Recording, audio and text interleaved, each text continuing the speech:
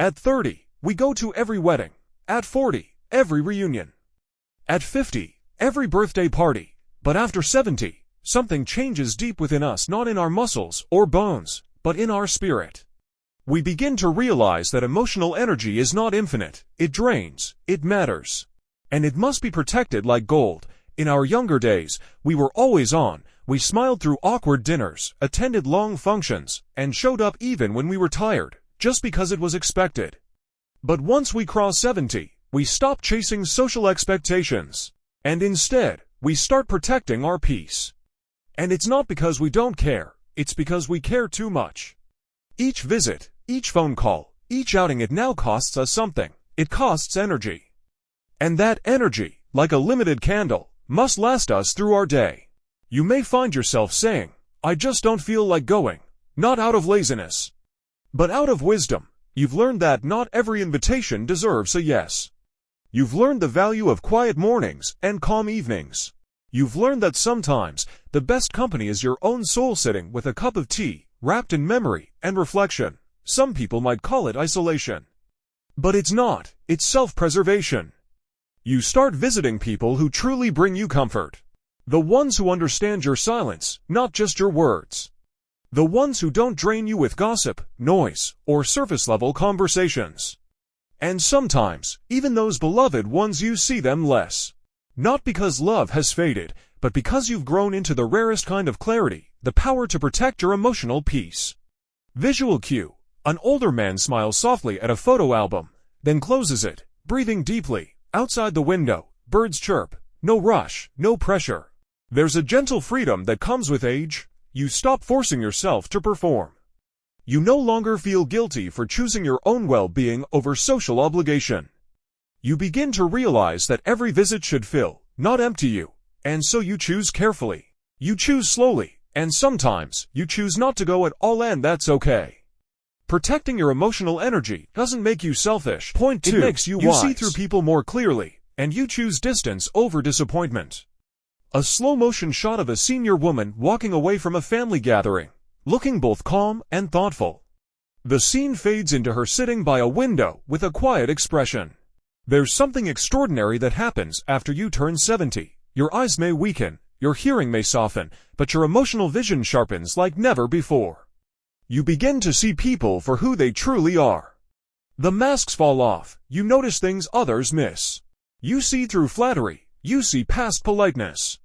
You begin to recognize hidden motives, shallow connections, and emotional manipulation that you used to overlook or excuse when you were younger. And this new clarity doesn't always bring joy. It can bring deep disappointment. You start to realize that some relationships were never as genuine as you believed. You recognize that the people you gave the most to are often the ones who gave you the least in return. You see how conversations were often one-sided, how your presence was taken for granted, how your kindness was mistaken for weakness. So slowly, you step back, not out of bitterness, not out of anger, but out of self-respect. At 70, you've lived enough to know that life is too short to beg for love, approval, or attention. You no longer chase people who wouldn't walk a few steps for you. You no longer waste your energy on those who drain you. You don't confront. You don't explain. You simply stop showing up because you've learned that sometimes absence speaks louder than presence. A senior man crossing out names from an old address book, then peacefully putting the book away. There is a quiet dignity in knowing when to let go. You realize that you don't need dozens of people, you just need a few real ones. The ones who remember your birthday without a Facebook reminder. The ones who sit with you in silence when words fail. The ones who don't need updates to care about your well-being.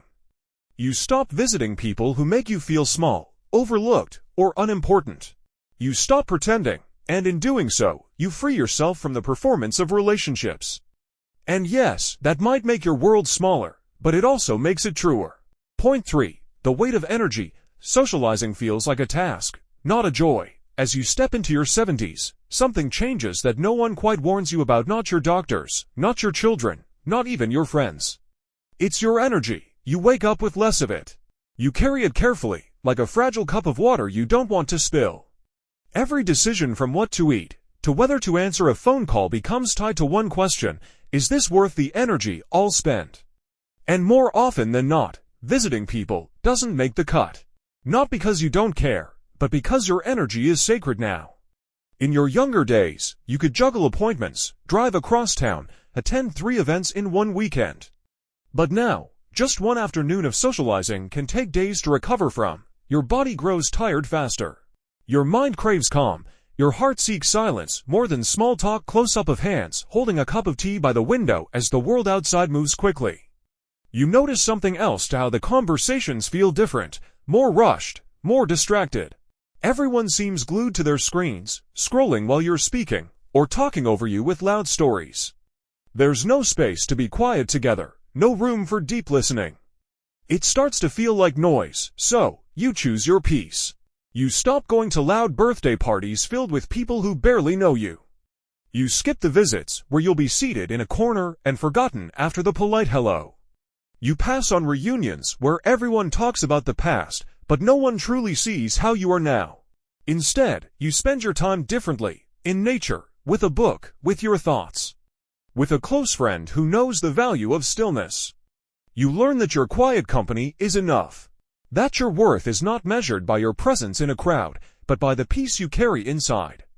You no longer socialize because you have to. You connect only when your soul says, this feels good, this feels kind, this feels right. Point 4. The pain of being overlooked. You feel like a ghost in the room. There comes a moment in life, especially after 70, when you walk into a room full of people. And somehow, it feels like you've disappeared. You're physically present, you smile, you try to join in. But conversations float around you like wine. You're not in them, just beside them, and that hurts more than being alone. You feel invisible not out of bitterness, but from a quiet realization, people don't really see the elderly. Not as full beings with stories, wisdom, humor, opinions, but as background characters in the lives of others. Especially in younger crowds, you begin to notice how they talk around you, not to you. They assume you won't understand the topic. Or worse, they believe you have nothing new to offer. A montage of flashbacks of the senior's vibrant past, dancing in youth, working passionately, hugging children, juxtaposed with her current silence in a social setting, and slowly, your visits grow fewer.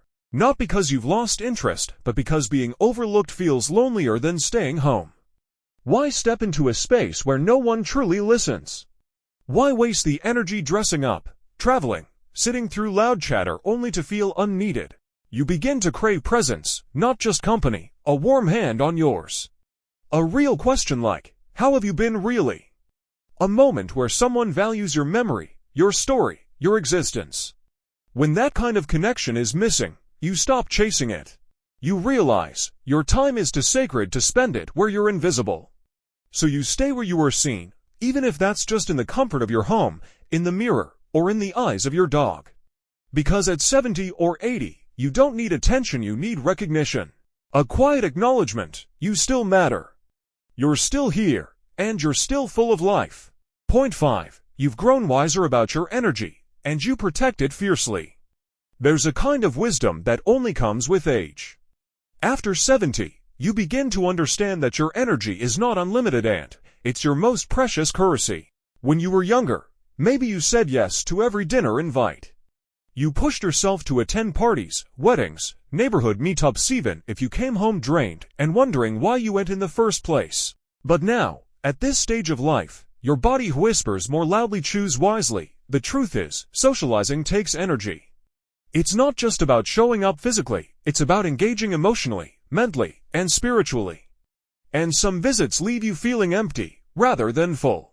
That's why many people over 70 stop visiting others, not because they become bitter or antisocial, but because they've grown protective of their inner peace.